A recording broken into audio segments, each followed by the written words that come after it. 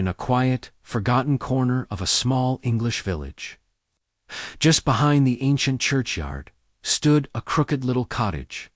Moss clung to its thatched roof, and ivy crept up its stone walls, almost swallowing it whole. This was the home of Elspeth, a woman the villagers called the Witch of Blackwood. They said she could curdle milk with a glance, summon storms with a whisper, and dance with shadows under the full moon. Children were warned not to stray too close to her overgrown garden, where strange plants with twisted leaves and oddly colored flowers grew in wild abandon. The stories about Elspeth were as old as the weathered tombstones in the churchyard. They said she was a healer, but her remedies were brewed from things gathered in the dead of night. She could soothe a fever or mend a broken bone, but always for a price: a lock of hair, a drop of blood, a secret whispered into a clay pot. The villagers were caught between fear and need. When sickness fell upon a family and the doctor's modern medicines failed, a desperate soul would often make the lonely walk to Elspeth's door, heart pounding with every step. One harsh winter, a terrible cough swept through the village. It settled deep in the lungs of the children, and a young girl named Lily, the baker's daughter, grew gravely ill. Her breaths became shallow, her small body racked with fever. The village doctor shook his head, his bag empty of hope. Lily's mother, her face etched with despair, finally decided to brave the witch's path. She bundled up against the biting wind and made her way to the cottage behind the churchyard. Elspeth opened the door before she could even knock. She was not the gnarled crone from the stories. Her face was lined with age, yes, but her eyes were clear and sharp, holding a deep-seated sadness rather than malice. She listened to the mother's plea without a word.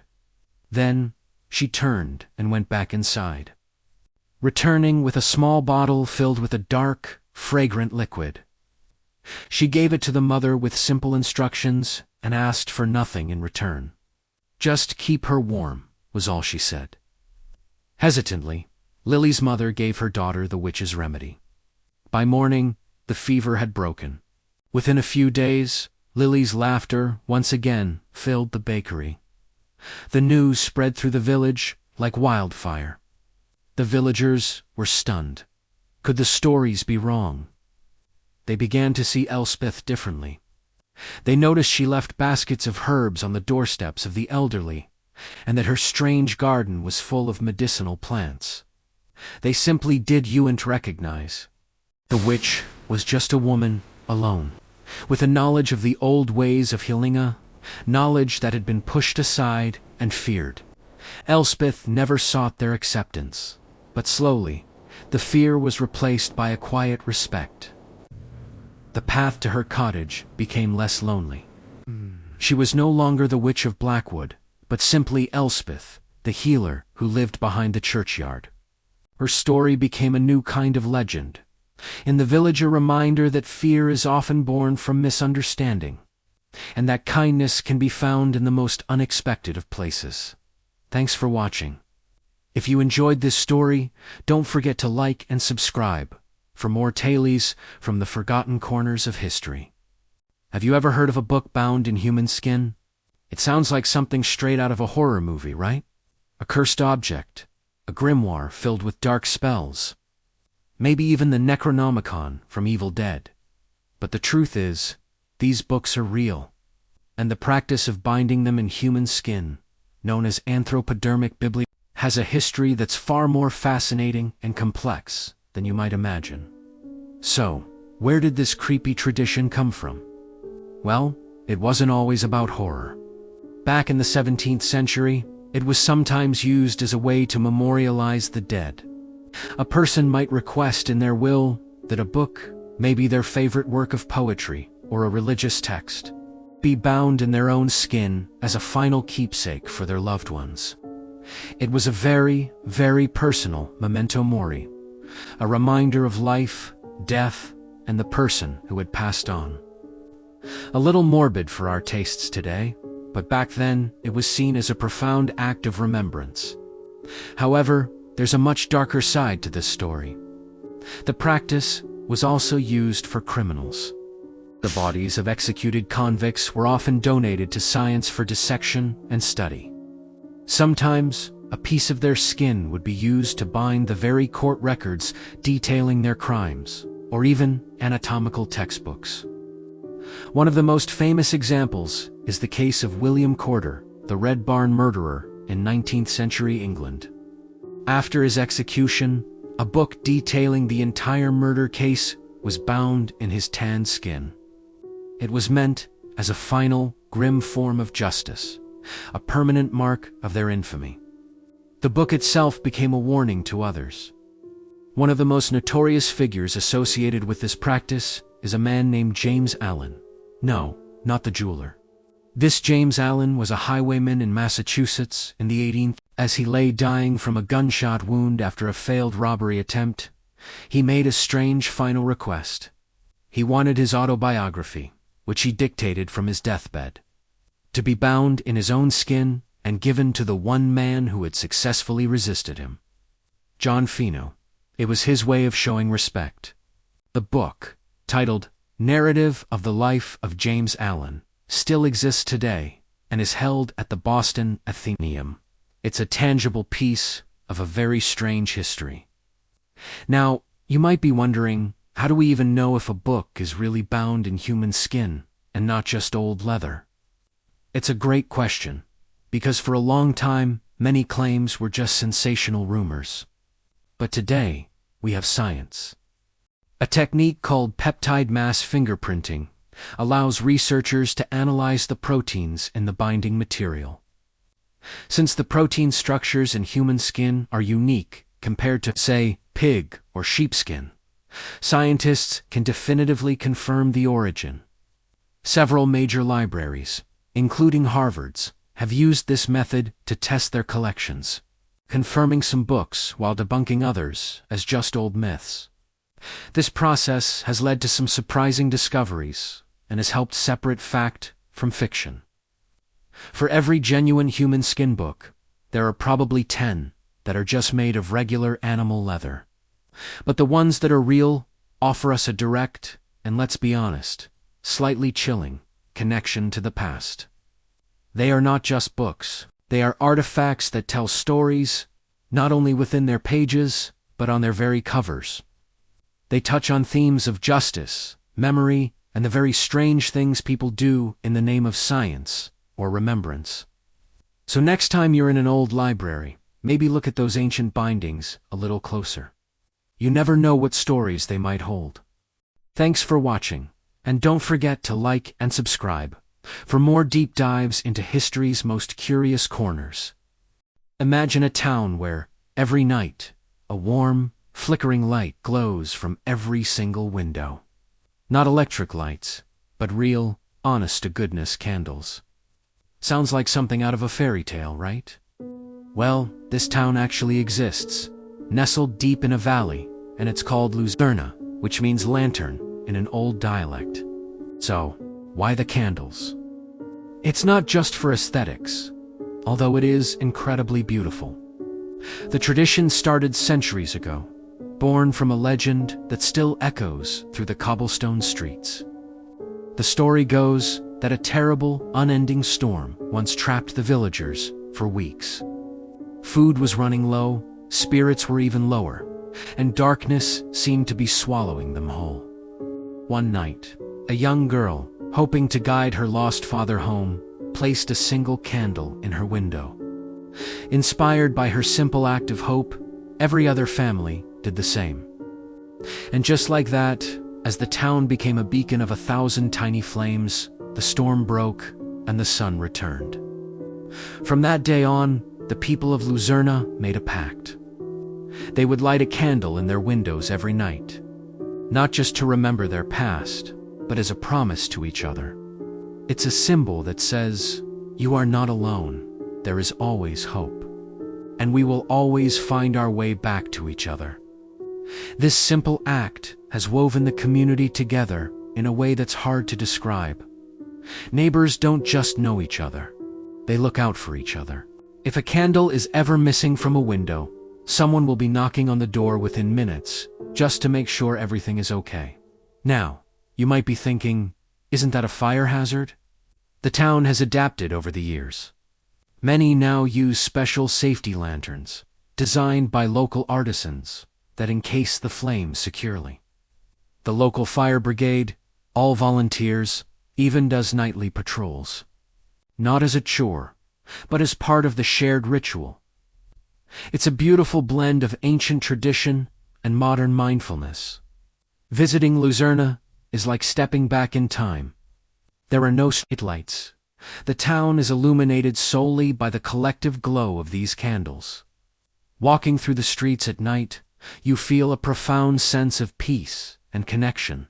The air is still, filled with the faint scent of beeswax and the soft, dancing light that plays on the old stone buildings. It's a powerful reminder that sometimes the most profound statements are made not with loud words, but with a simple, steady light. This tradition has also turned Luzerna into a quiet hub for artists, writers, and anyone seeking a bit of tranquility. They come to disconnect from the frantic pace of the modern world, and to reconnect with something more fundamental. It's a place that teaches you about community, resilience, and the enduring power of hope. So, the next time you feel like the world is a little too dark, think of the town of Luzerna. Think of the thousands of candles burning brightly. A silent testament to the idea that even the smallest light can push back the greatest darkness, especially when we shine together. What a beautiful way to live, right? It makes you wonder what small traditions we could start in our own communities to bring us closer. Thanks for watching, and don't forget to like and subscribe for more stories from incredible places around the world. See you next time. Have you ever felt a chill run down your spine for no reason? Or heard a faint whisper when you know you're alone? What if I told you these feelings weren't just in your head? What if they were tied to something old, something forgotten, something buried? Our story begins in a quiet, sleepy town, the kind of place where nothing ever happens. At the edge of this town stood a massive, ancient oak tree. Its branches twisted towards the sky like gnarled fingers, and its roots dug deep into the earth, holding secrets centuries old. For generations, local kids told stories about the old oak, daring each other to touch its bark after dark. But no one knew the real reason for the whispers and the unease that hung in the air around it. One summer, a group of teenagers, bored and looking for adventure, decided to finally uncover the mystery of the oak tree. Armed with shovels and flashlights, they started digging at its base, thinking they might find some long-lost treasure. They dug for hours, the sun beating down on them, until one of their shovels hit something hard. It wasn't a rock or a treasure chest. It was a small, wooden box, rotten and covered in soil. With trembling hands, they pried it open. Inside, nestled on a bed of faded moth-eaten velvet, was a doll. It was a porcelain doll, with cracked skin, one button eye, and a painted-on smile that seemed more like a sneer. Her dress was a tattered scrap of lace, and her synthetic hair was matted and tangled. As soon as they lifted her from the box, a cold wind whipped through the still summer air, and the sky began to darken, even though it was only midday. They laughed it off as a weird coincidence and took the doll home, nicknaming her Lily. That was their first mistake. That night, strange things started happening. One of the teens, Liam, woke up to the sound of tiny footsteps pattering across his wooden floor. He turned on the light, but the room was empty. The doll, which he'd left on his desk, was now sitting on the edge of his bed, its single button eye staring right at him. The next day, another friend, Chloe, found all her mirrors cracked. Not shattered, just a single, spidered web-like crack across each one. She remembered joking about the doll's ugly face the day before. The group started to get scared. The doll seemed to follow them. They'd leave it in one room, only to find it in another. Faint, giggling whispers echoed through their houses at night, and objects would move on their own. Desperate, they went to the town's local historian, an old woman who knew all the local legends.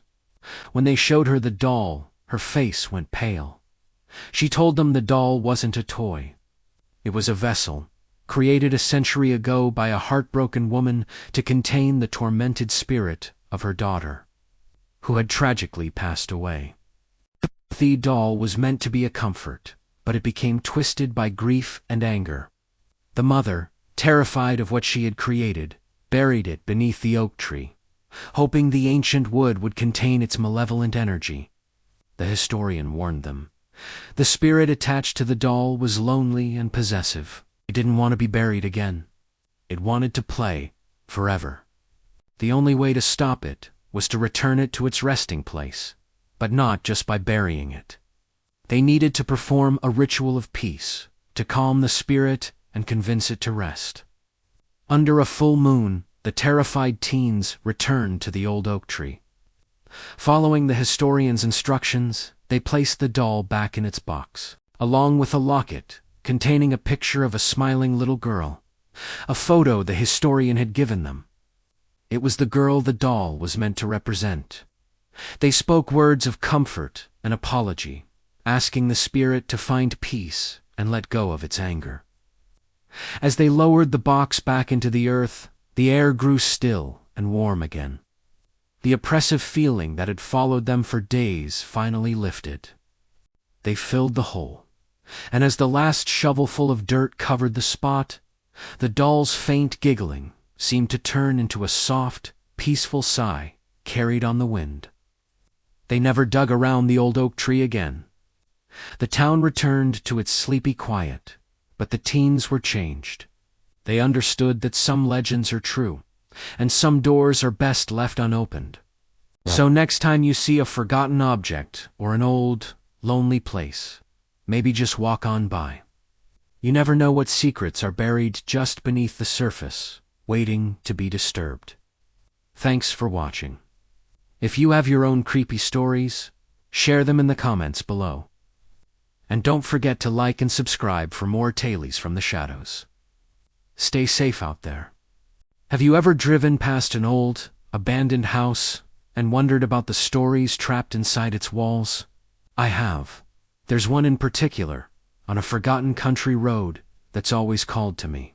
The locals call it the Ash House. Not because it ever burned down, but because of the perfect, unbroken circle of ash that surrounds it year after year. No one knows who draws it or why.